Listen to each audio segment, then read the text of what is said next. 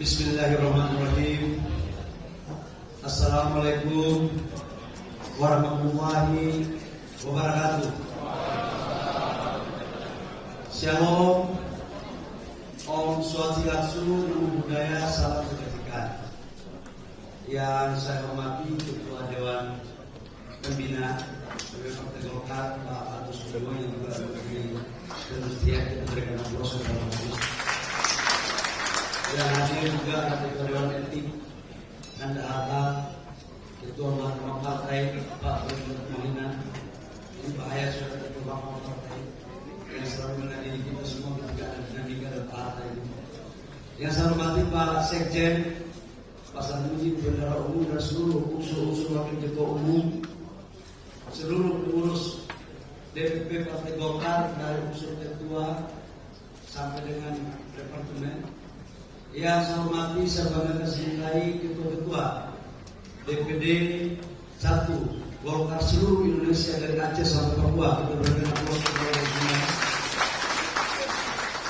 Yang saya hormati organisasi saya yang mendirikan dan didikan dan seluruh anggota DPR RI fraksi Partai Golkar yang sempat hadir pada pagi hari ini bersama-sama kita di markas besar Partai Golkar. Pertama-tama marilah kita panjatkan syukur kita kepada Allah Subhanahu wa taala atas rahmat kasih-Nya sehingga kita semua dapat berkumpul di sini dalam rangka mengikuti acara Rakernas. Rakernas ini adalah Rakernas pertama pada periode 2024-2029. Ini akan merupakan tindak lanjut dari apa yang sudah disusun oleh teman-teman panitia, mulai dari orientasi maupun outbound. Yang saya hormati Pak Kahar, khusus dan seluruh panitia penyelenggara.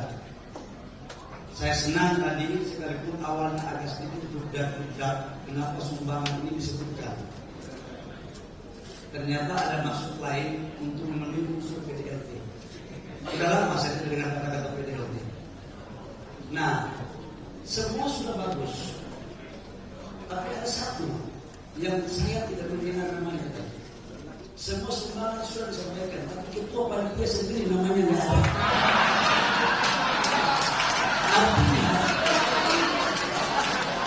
Artinya Bapak Ibu semua, PDLT itu harus pertimbangkan. Tapi tidak termasuk seperti itu. Ini beliau ini sebagai senior, mungkin karena sudah terlalu banyak memberikan, tidak perlu diungkapkan. Yang baru diberikan itu diungkapkan. Jadi mungkin itu maksudnya. Bapak Ibu semua yang saya hormati, untuk itu rakyat seperti Partai Golkar harus kita jadikan sebagai momentum konsolidasi. Sebagai momentum konsolidasi. Kenapa? Karena ini adalah silaturahmi keluarga besar. DPP Partai Golkar, DPD 1 dan fraksi, dan seluruh organisasi saya DPP Partai Golkar, baik demikian maupun militer. Momentum seperti ini saya pikir bagian daripada memperkokoh cara berpikir kita untuk mendorong partai kita lebih solid. Yang kedua adalah konsultasi organisasi dan kelembagaan Partai Golkar. Dewan Kehormatan, Pak Ical tadi sempat kasih tahu sama kami, datanya siap, karena beliau ada saksi nikah. Dewan Pembina, Dewan Etik, Mahkamah Partai, dan seluruh DPD-DPD dan pengurus DPD. Ini kita harus maknai tidak hanya sebagai bagian kegiatan rutin, tapi adalah bentuk konsolidasi yang menurut saya, tadi saya tanya Rakernas ini dalam kelazimannya berapa tahun sekali? Yang saya tahu sih Rakernas itu minimal 2 kali, berarti bisa lebih dari itu.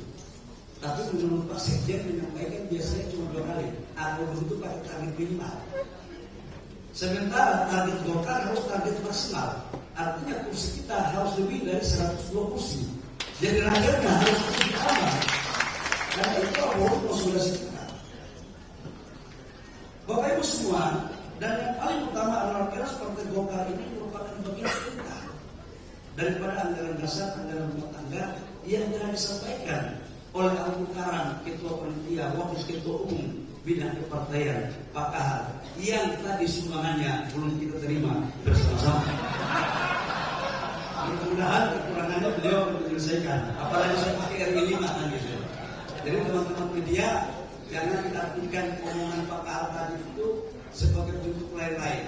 Itulah sebagai bentuk kesolidan Partai Golkar dalam gotong royong untuk bahu membahu dan memberikan kontribusi kepada Partai Golkar dan sekaligus maka ingin mendeklir bahwa Partai Golkar dalam menjalankan programnya dengan konsep dari kita untuk kita. Dan ini adalah kesulitan kita semuanya. Yang berikut adalah melakukan konsentrasi program, merupakan implementasi daripada apa yang telah dirumuskan dalam Munas. Gagasan dasar Munas harus kemudian dijabarkan dalam forum-forum pengambilan keputusan yang di dalam Partai Golkar dimaknai sebagai forum pengambilan keputusan dalam menerjemahkan Munas terkait dengan program kerja adalah namanya Rakernas. Dan yang berikut adalah merumuskan strategi dan langkah-langkah pelaksanaan program kerja dalam konteks implementasi. Nah, ini kira-kira kerangka berpikirnya Bapak Ibu semua. Dalam kaitannya itu, program kita pada 2024 2029 sebenarnya sudah ada pada program di masing-masing wakil ketua bidang yang saya sebut adalah program 5 prioritas dan kunci sukses organisasi. Namun sebelum saya ini jangan-jangan belum selesai. Ini gangguan audionya. Jangan-jangan ada yang belum dapat gas kali.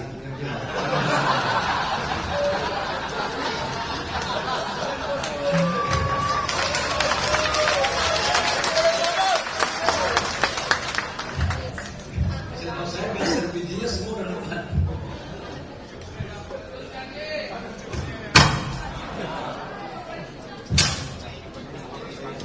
Coba dicek. Biasanya kalau panitianya kayak begini, ini pasti aktivis KLPI. Kalau panitianya biasanya kalau dari UPI, sebelum materi pidato main dia dulu di utama. Itu perbedaannya itu.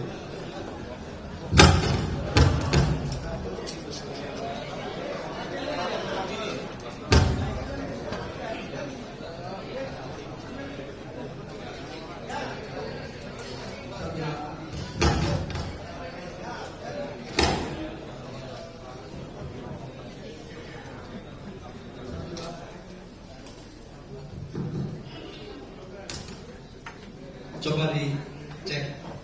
Nah ini karena angkanya belum clear, maka mainnya belum selesai. Jadi Bapak Ibu semua, saya ingin menjelaskan tentang apa sih yang menjadi target partai ke depan. Target kita tidak boleh keluar dari apa yang diputuskan dalam Munas. Ada dua hal penting yang saya sampaikan sebagai output akhir dari priorisasi ini. Yang pertama adalah keputusan Munas dan sebagai konsekuensi dari para partai yang mendukung pemerintahan Pak Presiden Prabowo dan Wakil Presiden Pak Gibran, maka sudah menjadi kewajiban konstitusional lewat sebuah mekanisme untuk seluruh kekuatan partai dalam mendukung, mengawal dan menjaga pemerintahan Presiden Prabowo dan Wakil Presiden Pak Gibran dengan seluruh resources yang kita punya, baik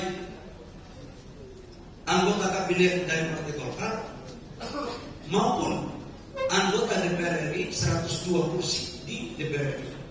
Tidak hanya ke sana, termasuk kabupaten kota dan provinsi. Ini sebagai bentuk komitmen kita. keberhasilan pemerintah ke depan juga merupakan keberhasilan Partai Golkar. Dan kalau ada yang kurang dalam pemerintahan ke depan, itu juga bagian daripada kekurangan Partai Golkar. Dan karena itu, saya berharap sebagai konsekuensi dari apa yang kita putuskan di Munas, maka kita harus wajib mendukung pemerintahan ini sampai dengan selesai. Dalam bentuk dukungan kita kepada pemerintahan, tidak hanya cukup hanya omong-omong. Kita harus menjadi lokomotif dari bagaimana kita mewujudkan program itu. Ada masalah pun Anda balik. Dan ini sebagai bentuk daripada doktrin, implementasi doktrin karya kekayaan menurut Bung Ferry Latmahina. Itu. Jadi kita nggak bisa hanya dukung-dukung, ada masalah lari, nggak bisa. Golkar itu harus mencerminkan antara perkataan dan perbuatan harus sama dalam memberikan dukungan kepada pemerintah. Itu yang pertama, Yang kedua, Bapak Ibu semua, ukuran kepengurusan kesuksesan itu dalam satu pengurusan partai politik itu pasti adalah peningkatan perolehan kursi. 2029 pemilu ke depan, sekarang kita sudah mempunyai 102 kursi. Target kita ke depan harus kursi kita nambah dari 102 menjadi 102 lebih. Lebihnya berapa? Tergantung kita semua dalam ruangan ini untuk bekerja. Karena itu forum ini adalah sangat penting untuk kita bisa melakukan. Bapak Ibu semua yang saya hormati, dalam rangka mewujudkan dua program tersebut, maka saya ingin menyampaikan bahwa program pertama adalah sukses konsolidasi organisasi. Dan saya canangkan di tahun 2025 adalah tahun konsolidasi organisasi dalam melakukan revitalisasi dan proses-proses musda-musda baik di tingkat provinsi, tingkat kabupaten, kecamatan, dan desa. Ini sebagai bentuk implementasi daripada konsolidasi. Konsolidasi tidak bisa kita artikan hanya satu di DPP. Kalau DPP ini udah partai lah. Saya kemarin outbound tidur bersama-sama Bapak Ibu semua pengurus DPP dengan lembaga-lembaga yang mohon maaf tadi ada Pak Maman, ada Pak Prof Yudi, kemudian ada Pak Dev. Kita semua minat di sana. Menteri Pemuda yang saya lihat acaranya malah terus dia mulai mencari pemuda yang lain dalam rangka menjadikan kader Partai Golkar yang lebih baik. Jadi saya memberikan penugasan khusus Menteri Pemuda harus mencari anak-anak muda lebih bagus, lebih banyak gitu, supaya kita bisa melakukan akselerasi dan diplomasi interaksi kader yang konstruktif. Tapi kita tunggu sampai pagi belum ada juga kader yang di bawah untuk kita bisa lakukan. Jadi ini adalah menjadi bagian penting. Saya waktu beberapa hari lalu mendengar berbagai masukan dari teman-teman tentang proses musda-musda. Idealnya 3 bulan pasca Munas kita harus melakukan musda. Namun kita memperhatikan kondisi pasca Munas, kita menghadapi politik, pilkada, kemudian pimpinan dewan, kemudian alat-alat kelengkapan dewan. Jadi kemudian itu terjadi agak sedikit penundaan. Jadi ketua dewan etik, tolong juga dipahami ini, jangan sampai kita dibuat dalam sidang etik semua kan gitu. Ini berbahaya sekali. Nah, nanti kita rumuskan musda-musda provinsi ini akan selesaikan targetkan di tahun 2025, termasuk musda-musda kabupaten. Nah, untuk kecamatan, desa, silakan kita rumuskan seperti apa idealnya. Dan ini kalau mau kita lakukan, saya yakin sebagai langkah awal untuk bagaimana menata partai kita ke depan ke arah yang lebih baik. Kemudian yang kedua, program kedua menyangkut dengan Bapak Ibu semua, digitalisasi ini sangat penting. Ibu Wakil Ketua Umum, Ibu Mutia, karena partai kita ini ide dan gagasan sebagai instrumen dalam merumuskan program menurut Al-Quran Pak Idrus, ini hanya bisa tersosialisasikan secara baik kalau ada digital. Tidak bisa hanya cukup kemudian berlakukan. Karena ini menurut saya digitalisasi adalah sesuatu sangat penting untuk kemudian kita dorong menjadi program utama. Saya bermimpi sejak awal menjadi ketua umum adalah dulunya anggota fraksi Golkar di DPR RI pada saat saya masih mahasiswa, Pak dulu itu Pak Teo Sapuaga, Pak Akbar Tanjung, kemudian Pak Marzuki Darusman. Mereka kalau ngomong, ya Pak Freddy Latumahina, mereka kader-kader kalau ngomong di DPR itu menjadi rujukan referensi bagi kader-kader partai yang lain. Nah, kenapa itu bisa kita kembalikan pada momentum sekarang untuk kader partai Golkar sebagai lokomotif rangka membangun ide dan gagasan sebagai instrumen perjuangan. Nah, ini digitalisasi ini penting, dan ini sekaligus untuk bagaimana mensosialisasikan kampanye-kampanye kita di tingkat anak muda. Yang berikut adalah kaderisasi. Kaderisasi ini dalam pandangan saya, Bapak Ibu semua, ini sangat penting. Dalam berbagai kesempatan kita ini kuat pada saat pilih, pada saat pilkada, karena memang kadernya bagus-bagus. Tapi regenerasi, rekrutmen, ini harus untuk kita tata. Dulu waktu saya menjadi kader partai Golkar, ada namanya karakter des. Mungkin sekarang karakter des ini sebagian daerah masih oke, masih bisa menyelesaikan, tapi sebagian daerah udah mungkin kan. Tapi rohnya harus kita jadikan sebagai bagian yang tak terpisahkan dalam mendorong untuk meningkatkan kualitas kader. Dan saya memberikan apresiasi kepada pengurus terdahulu bahwa di Golkar sudah ada yang namanya Golkar Institute. Ini adalah tempat rekrutmen kader-kader baru yang kemudian memberikan pemahaman tentang kebangsaan, tentang tujuan Golkar, tentang bagaimana karya-kekaryaan dan Golkar dalam menjabarkan pikiran-pikirannya.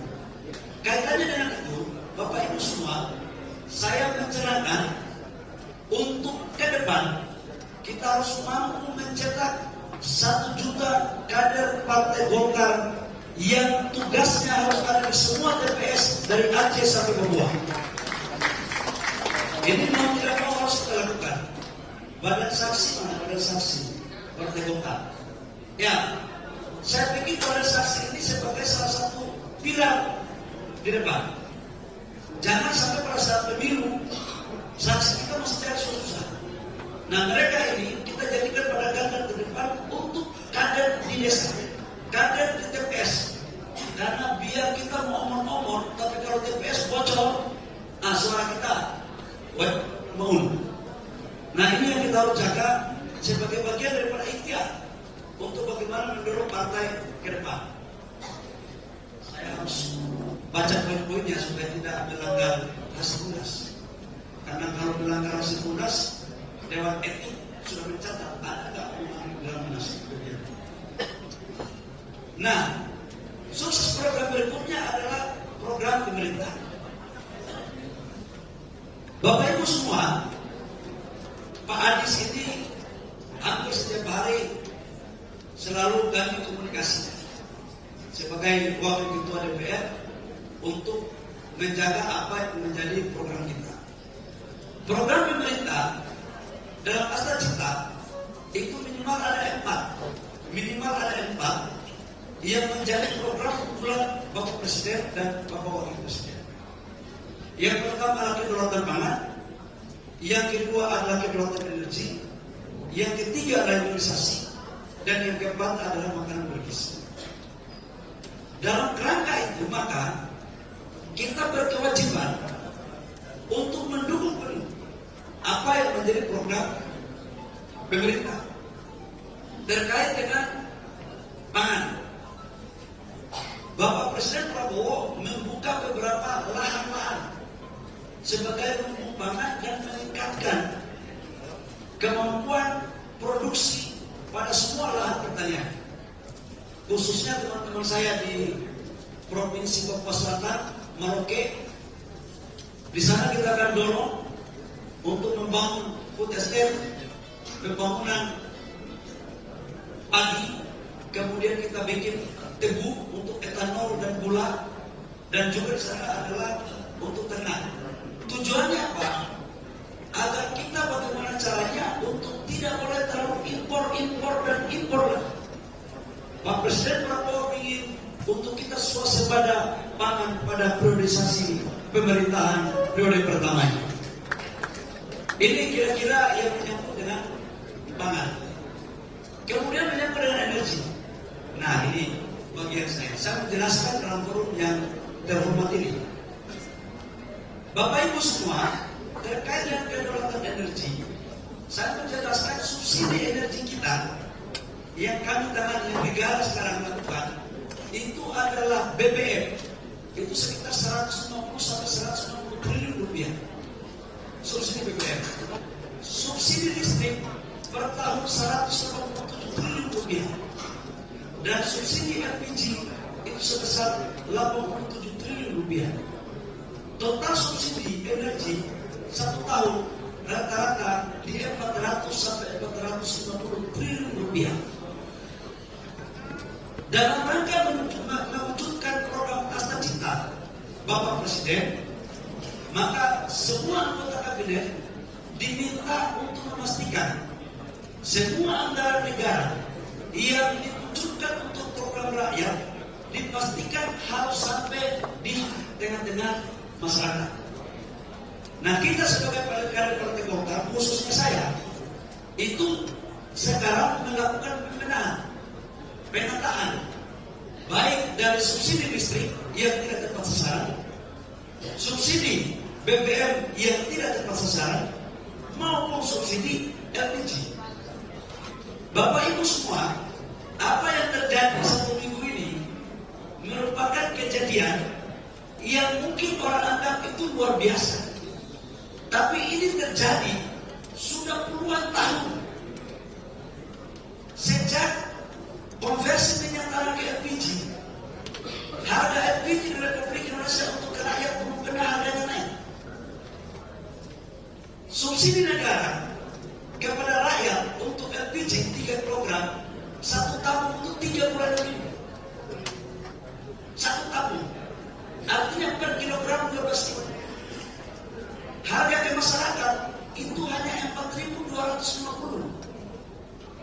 Tapi kemudian bisa rakyat beli sampai dengan harga 25.000, ada yang 30.000, ada yang 23.000. Idealnya itu maksimal di angka 18.000, 19.000. Yang menjadi pertanyaan kemudian adalah, apakah ini kita biarkan? Kalau memang kita konsen Golkar sebagai bentuk daripada partai yang memperjuangkan apa yang menjadi hak rakyat harus dikasih, saya berpandangan ini harus kita luruskan yang bentuk.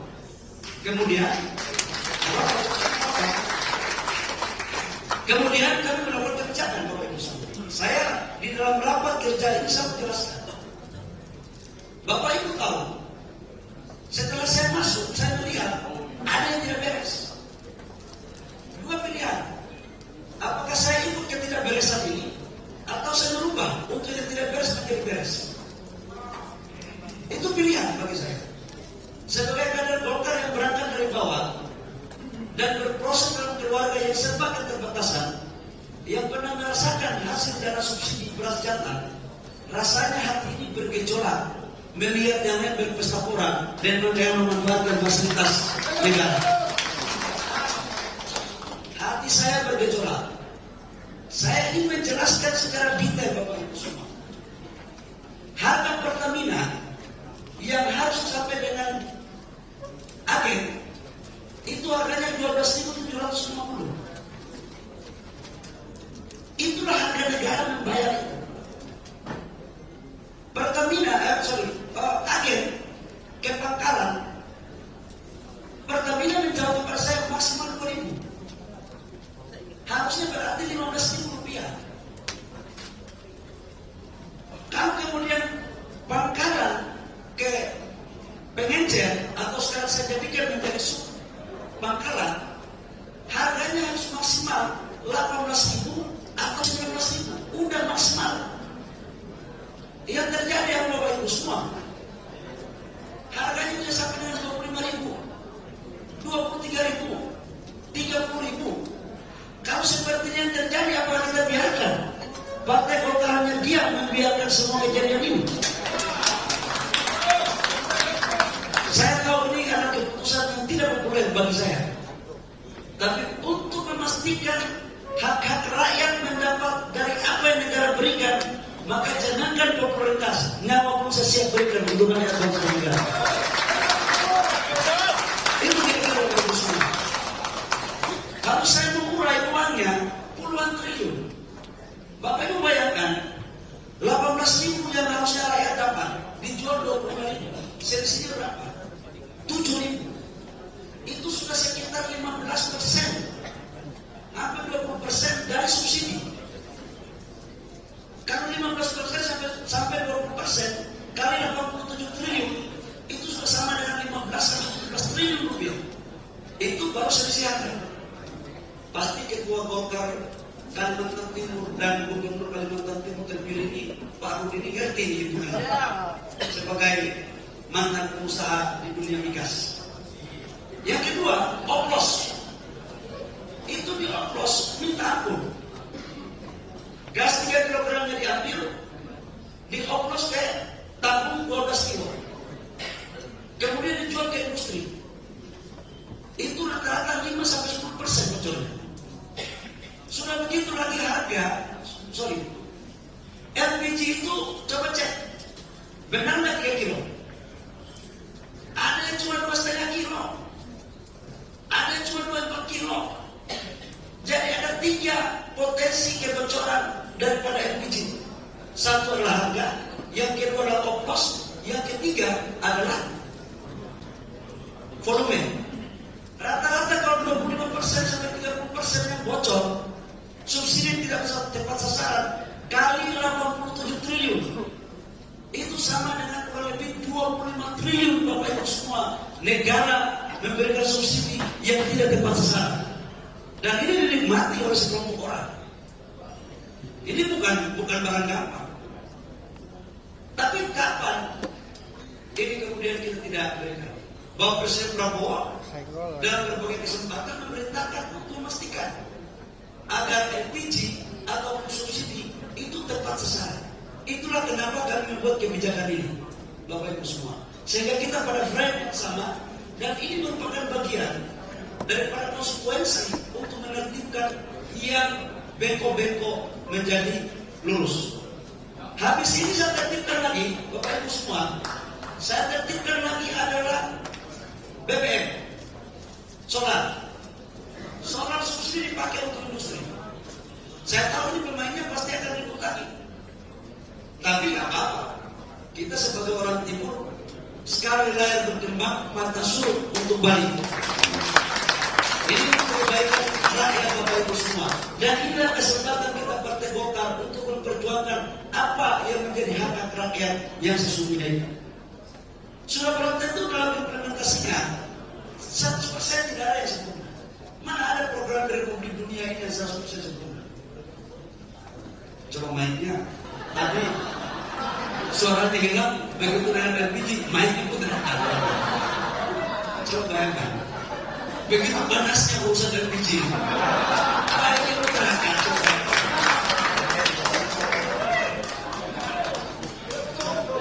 Nah, Bapak Ibu semua, inilah yang sekarang kita lagi luruskan. Dari agen ke Pangkalan itu pakai aplikasi, pakai sistem. Itu masih bisa kita tracking. Ini kan yang mendapat penugasan itu kan Pertamina, Patra Niaga. Tetapi dari Pangkalan ke Pengencer yang sekarang kita rubah sub Pangkalan, ini nggak bisa kita ikuti. Abu Legen itu terjadi di sini. Ini Abu Legen itu terjadi di sini, Bapak Ibu semua. Makanya saya tertibkan Abu Legen ini. Semua harus tertib dengan memakai aplikasi. Tujuannya apa? Agar memastikan apa yang menjadi hak-hak rakyat di tingkat bawah itu kita lakukan. Kemarin ada sedikit yang kurang pas menurut saya, dan saya sudah beritahu kepada rakyat adalah sub Pangkalan ini, pengencer ini tiba-tiba kita stop. Ini yang kemudian sekarang kita ubah bertahap, kita lakukan penataan agar tetap mereka bisa berjalan, dan sekarang mereka sudah bisa berjalan. Wakil Ketua Komisi 12 ada. Ketua Komisi 12 ada. Bapak sebagai Ketua Komisi 12 yang sebenarnya Partai Golkar ngomong juga seperti ini. Hati-hati. Ini ibarat sebuah kapal. Jangan teman-teman pikir kapal ini masuk karang. Justru disinilah nakoda kapal melihat APK dan penumpang kapal siapa ya.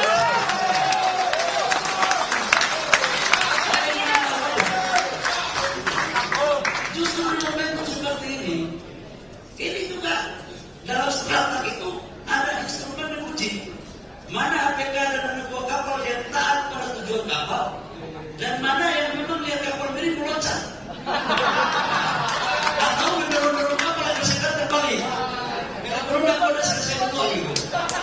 Cuma nakoda yang satu ini kan sudah sering bermain di ombak-ombak itu. Jadi insya Allah lah, no problem, gak ada masalah. Ya, mereka boleh lah. Gitu ya. Tapi itulah dinamika kita di dalam Partai Golkar. Tapi saya pikir kepada Bapak Ibu semua bahwa dinamika ini semakin mensolidkan kita, semakin memperkokoh kita untuk mendukung pemerintahan Pak Prabowo dan Mas Gibran. Yang berikut adalah program yang kelima tentang sukses agenda politik Partai Golkar pada Pileg, Pilpres dan Pilkada 2029. Bapak Ibu semua, tadi saya sudah katakan bahwa tidak ada partai politik di Indonesia atau di dunia manapun yang tidak ingin untuk menjadi yang terbaik. Dan untuk menjadi yang terbaik harus kerja keras, sinkron dan kompak. Makanya saya katakan bahwa tidak ada sebuah partai yang menjadi survive, yang menjadi hebat tanpa ada perkembangan. Nah di sini saya minta perkembangan kita semua.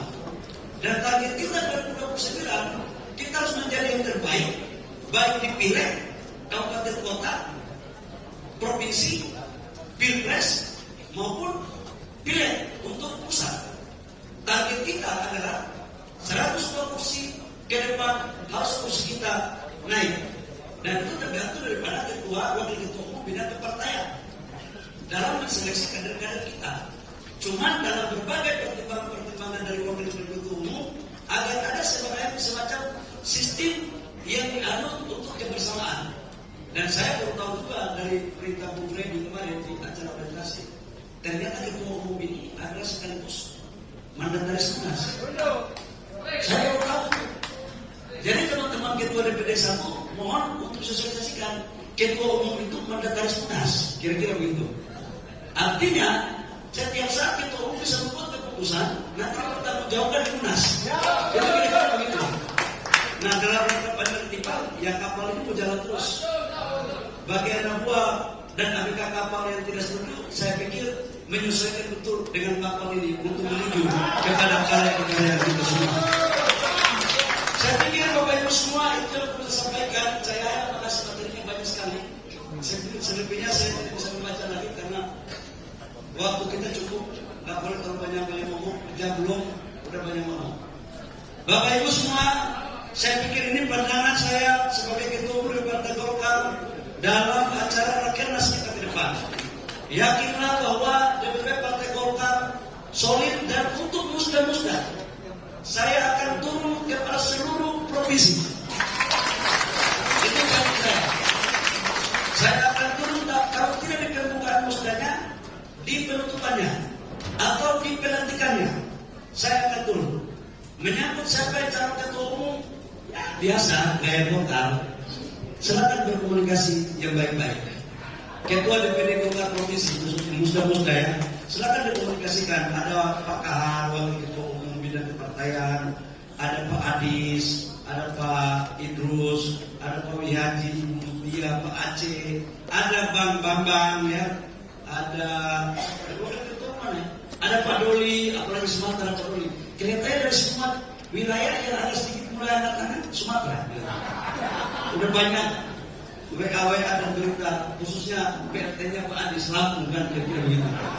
Ini agak, ya gitulah. Yang aman kelihatannya Pak Menteri Kalena, ya wakil ketua bidang timur karena ada bangsa Abang Muhyiddin yang mengawal di sana. Jadi saya pikir itu Bapak Ibu semua, terima kasih dengan mengucapkan Bismillahirrahmanirrahim. Oh, ini versi KNPI, versi HIPMI, atau versi HMI atau versi Golkar? Golkar apa? Atas seizin seluruh peserta Rakernas hari ini dan selalu memanjatkan puji syukur kehadirat Allah Subhanahu wa Ta'ala dengan mengucapkan Bismillahirrahmanirrahim. Rapat Kerja Nasional DPP Partai Golkar periode 2024-2029 saya nyatakan dibuka secara resmi.